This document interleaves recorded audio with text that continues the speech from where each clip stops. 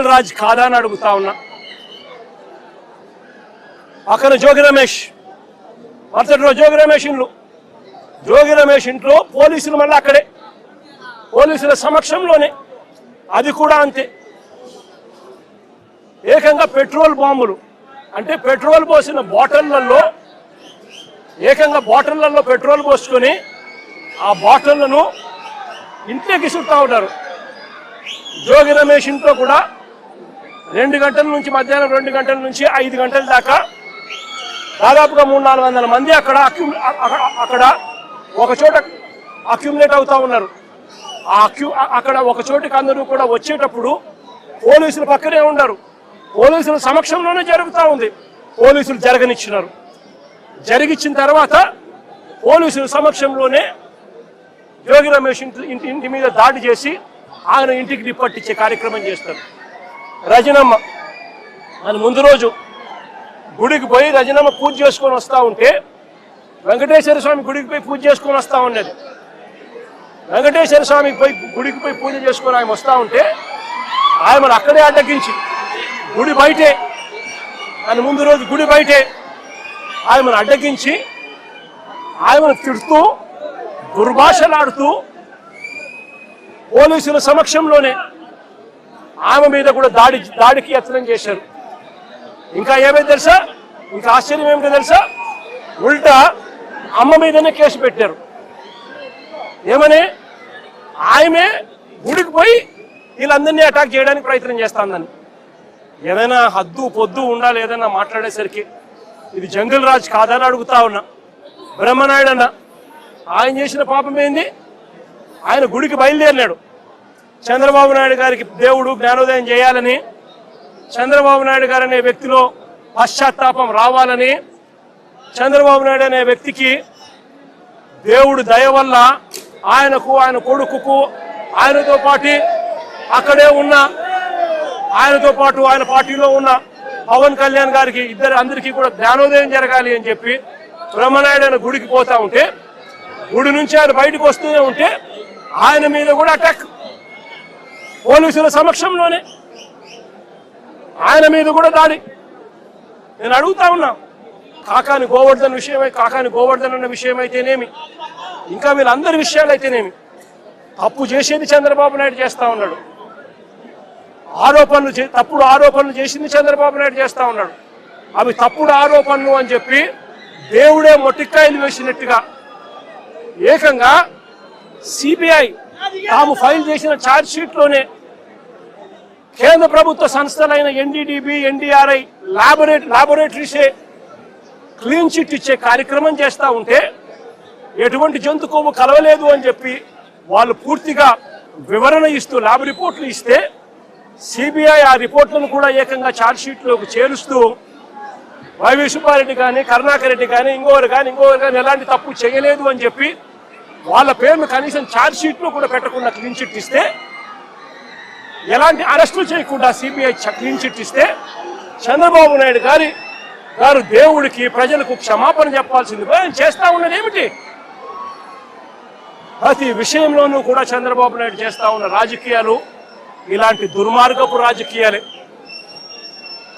చూడండి, మీరే ఆలోచన చేయమని అడుగుతా ఉన్నా.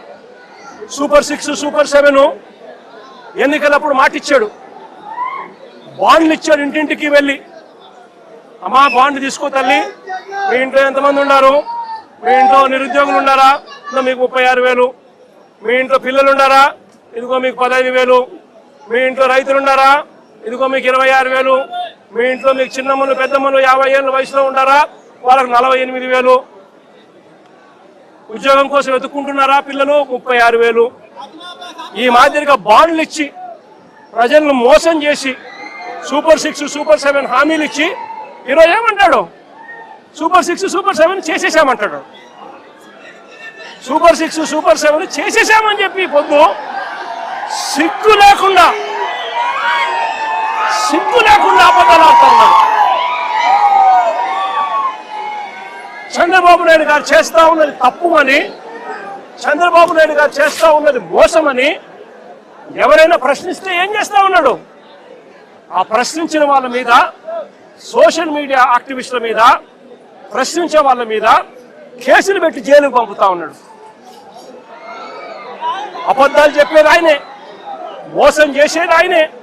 ఆ తర్వాత ఆయన ఎవరైనా ప్రశ్నిస్తే వాళ్ళ మీద అక్రమ కేసులు పెట్టి అక్రమ సాక్ష్యాలు క్రియేట్ చేసి వాళ్ళను జైలుకు పంపించి చివరికి సోషల్ మీడియా పిల్లలని కూడా చూడకుండా చంద్రబాబు నాయుడు గారిని ప్రశ్నిస్తున్నారని చెప్పి ఏకంగా వాళ్ళ మీద గంజాయి కేసులు పెట్టి వాళ్ళ కెరీర్ను సైతం నాశనం చేస్తా ఉన్న వ్యక్తి ఈ చంద్రబాబు నాయుడు గారు కాదా అని అడుగుతా ఉన్నా.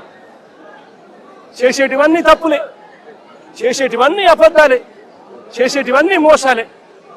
ఆయనే లిక్కర్ నడుపుతాడు.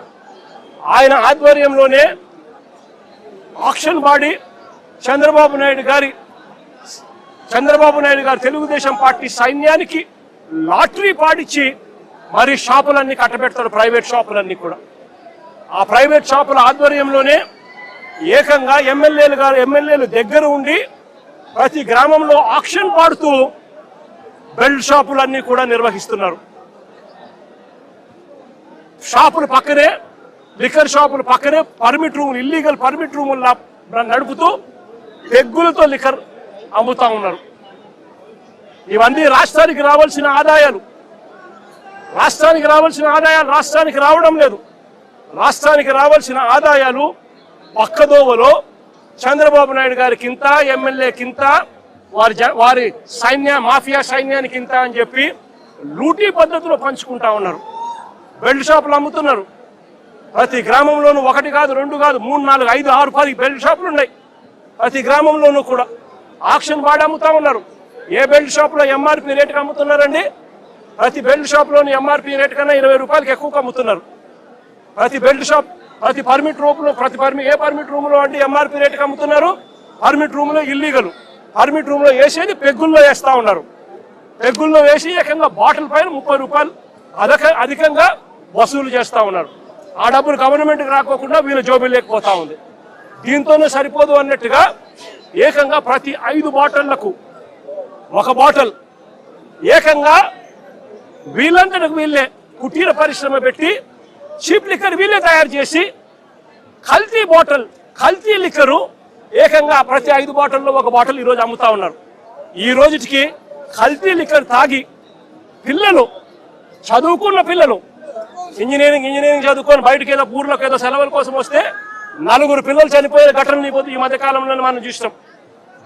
కల్తీ లిక్కర్ తాగి, వీళ్ళ షాపుల్లోనే వీళ్ళు తయారు చేసిన ఈ ఇల్లీగల్ కల్తీ లిక్కర్ తాగి ప్రతి 5 బాటిళ్లకు 1 బాటిల్ కల్తీ లిక్కర్ చేస్తా ఉన్నది ఎవరు అని అంటే సాక్ష్య ఆధారాలతో సహా వీళ్ళ మనుషులు దొరుకుతారు.